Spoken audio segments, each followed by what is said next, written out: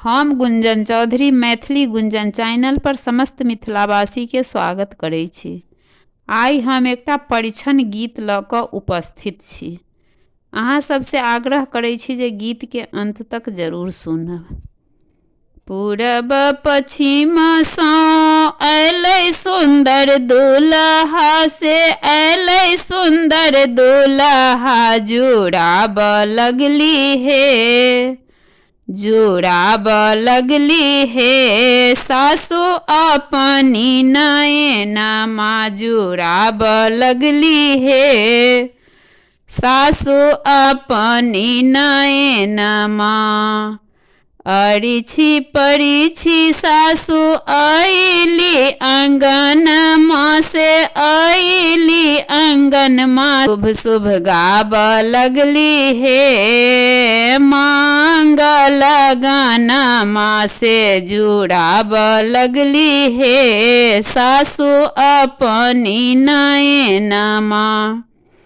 सात रंग बाजा एलै हमरो दुआरिया से हमरो दुआरिया, बाजन बाजे लागू हे बाजन बाजे लागू हे सतरंगिया बजनमा, बाजन बाजे लागू हे सतरंगिया बजनमा, जुड़ाबे लगली हे सासु अपनी नैनमा।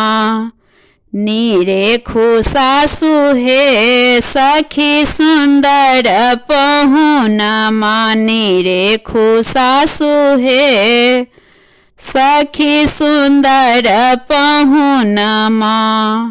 रेशम के डोरी से दुल्हा के बन्हबै से दुल्हा के बन्हबै, पहुँचा पर शोभे हे पहुँचा पर शोभे हे सखी आमा के कंगनमा, पहुँचा पर शोभे हे सखी आमा के कंगनमा, जुड़ाब लगली हे सासु अपनी नैनमा, जुड़ाब लगली हे सासु अपनी नैनमा। पूरब पश्चिम सँ अयलै सुंदर दुल्हा से अयलै सुंदर दुल्हा, जुड़ाब लगली हे जुड़ाब लगली हे सासु अपनी नैनमा, जुड़ाब लगली हे सासु अपनी नैनमा।